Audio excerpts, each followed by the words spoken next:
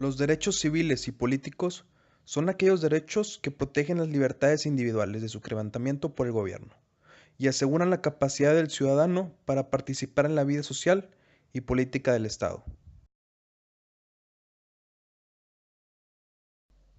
Esta generación de derechos humanos nos dice que todos tenemos el derecho de vivir y vivir con libertad, con seguridad, con privacidad, libre de pensar y creer en lo que el individuo desee, tener el voto de elegir a su gobernante y formar parte del gobierno. John Locke, en su obra llamada Dos Tratados de Gobierno, propone evitar la corrupción política a través de la separación del poder en el gobierno, ya sea legislativo, ejecutivo y federativo. El segundo tratado es basado en que el gobernante adquiere autoridad a través del consentimiento del pueblo que gobernará. Este tratado tiene 4 pilares: vida, libertad, propiedad y la búsqueda de la felicidad. Mucha gente cree que John Locke inició una revolución social en todo el mundo con la exposición de esas ideas, y es cierto, pero al igual que todos, John Locke tuvo una influencia sobre sus ideas políticas y esta fue gracias a Anthony Ashley Cooper, primer conde de Shaftesbury.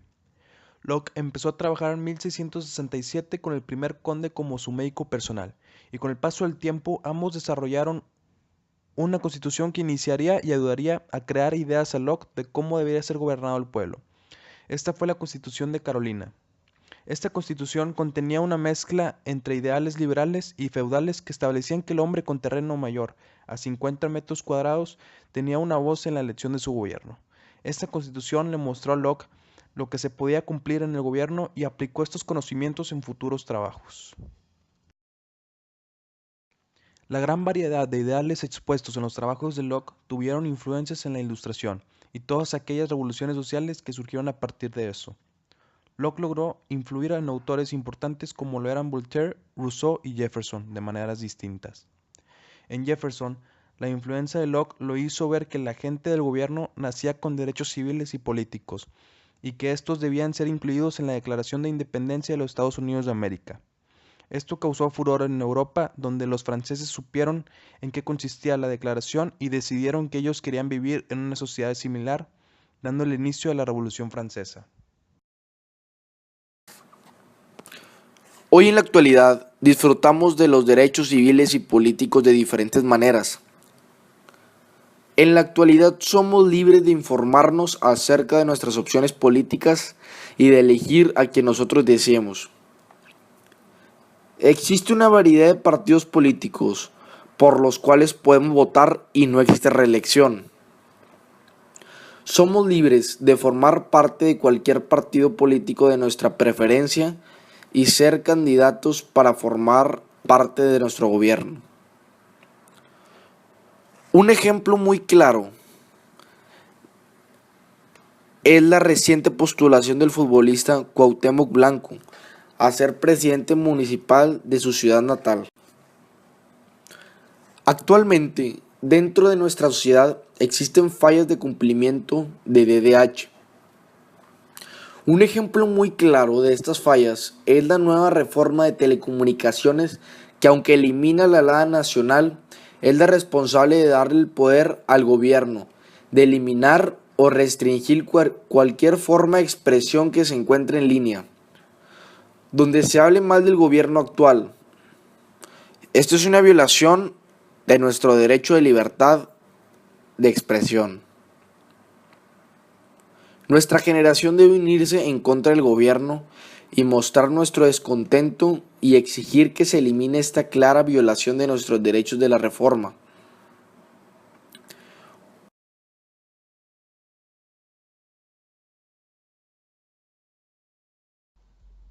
Los derechos de segunda generación o derechos económicos, sociales y culturales tienen como objetivo fundamental garantizar el bienestar económico, el acceso al trabajo, la educación y a la cultura, de tal forma que asegure el desarrollo de los seres humanos y de los pueblos. Su reconocimiento en la historia de los derechos humanos fue posterior a la de los derechos civiles y políticos, de allí que también sean denominados derechos de la segunda generación. Las ideas o bien algunos derechos de la segunda generación son: toda persona tiene derecho a la seguridad social y a obtener la satisfacción de los derechos económicos, sociales y culturales. Toda persona tiene derecho al trabajo en condiciones equitativas y satisfactorias. Toda persona tiene derecho a formar sindicatos para la defensa de sus intereses. Toda persona tiene derecho a un nivel de vida adecuado que le asegure a ella y a su familia la salud, la alimentación, vestido, vivienda, asistencia médica y los servicios sociales necesarios. Toda persona tiene derecho a la salud física y mental. Durante la maternidad y la infancia, toda persona tiene derecho a cuidados y asistencia especiales. Toda persona tiene derecho a... Existen varios autores que han abordado el tema de libertad económica, social y cultural, gracias al inicio de esta conversación cuando John Locke habló de la propiedad privada en el siglo XVII.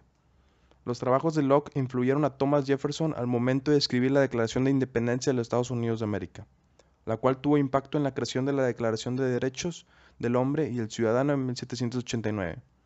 Esta declaración fue escrita principalmente por Honoré Mirabeau.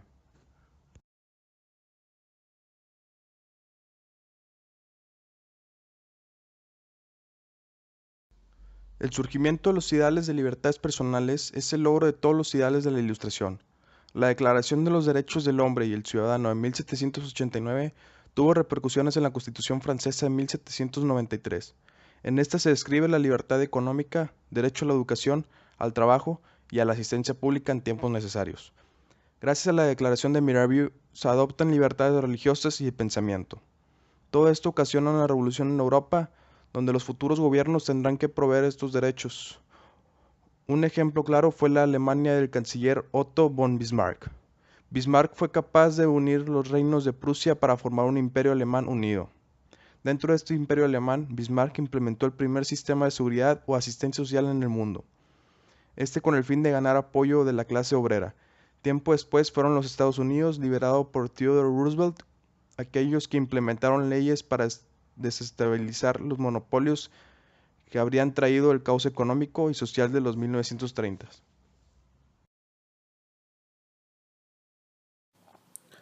En la actualidad manifestamos nuestros derechos económicos, sociales y culturales, de manera en que tenemos la libertad de gastar nuestros ingresos a nuestra preferencia. Podemos creer o no creer en lo que deseamos, y existen un sinfín de grupos sociales a los cuales podemos pertenecer. Contamos con el acceso a todas las culturas del mundo gracias a los nuevos medios de transporte. El acceso a otras culturas nos enriquece culturalmente al aprender de nuestras costumbres y nos puede llevar a apreciar más nuestra propia cultura.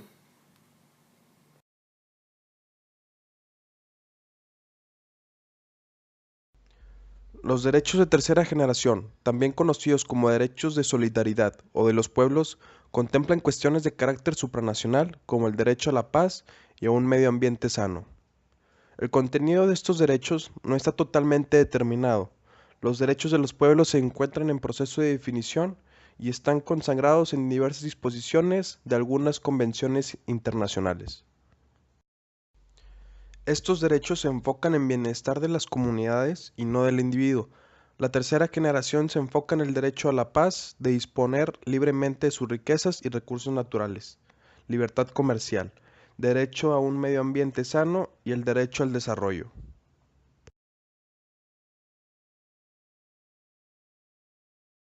Jean-Jacques Rousseau fue uno de los primeros en hablar de los derechos del pueblo. Rousseau pensaba que el hombre tenía, por naturaleza, morales innatas que prevalecían en la naturaleza. Él decía que el hombre era bueno por naturaleza y que buscaba el bienestar de su entorno.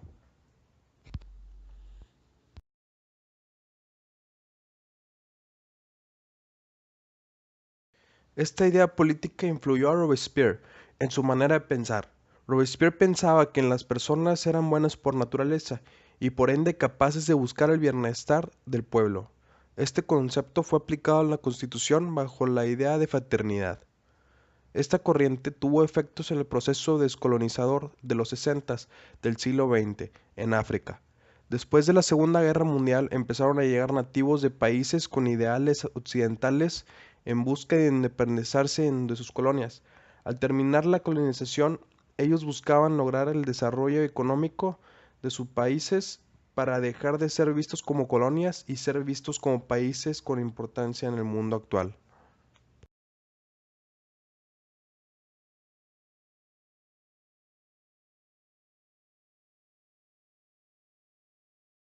Actualmente, la trascendental aparición del ciberespacio como un nuevo universo donde crear, desarrollar, comunicarse, trabajar, pensar y en ocasiones vivir, es así como la cuarta generación de los derechos humanos busca crear derechos para proteger al ser humano de todas estas nuevas tecnologías.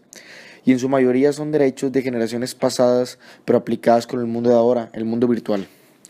El principal autor reconocido mundialmente sobre los derechos humanos de cuarta generación es Javier Bustamante Donas, donde mediante investigaciones y análisis dice que se crearía una nueva mayor conciencia de la importancia de la promoción de un conocimiento libre y participativo dentro de una cultura digital. Si realmente queremos lograr una sociedad más humana, justa y solidaria, en la que ciencias y tecnologías sean herramientas fundamentales en la promoción de fines socialmente relevantes. Con el gran avance de la tecnología, hoy en día se sigue luchando desde hace años para lograr complementar la cuarta generación y así proteger a las personas del ciberespacio o mejor conocido Internet.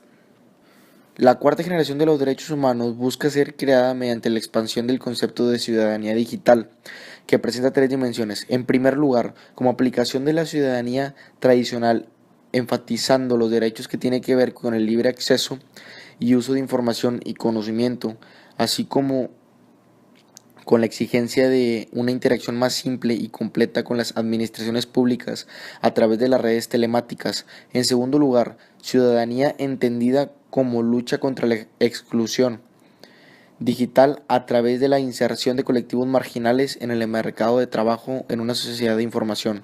SI, políticas de profesionalización y capacitación.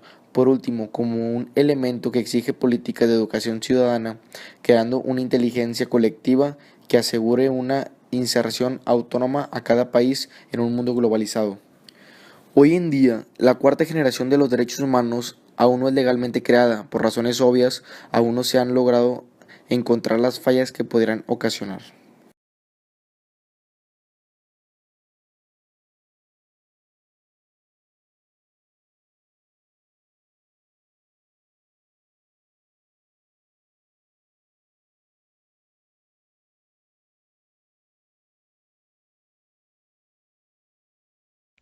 En conclusión, sabemos que los derechos humanos son los valores sociales que se deben practicar en cada sociedad, con el objetivo de eliminar las prácticas de explotación del hombre por el hombre, del desconocimiento y desprecio de valores tales como el respeto, la libertad y la tolerancia.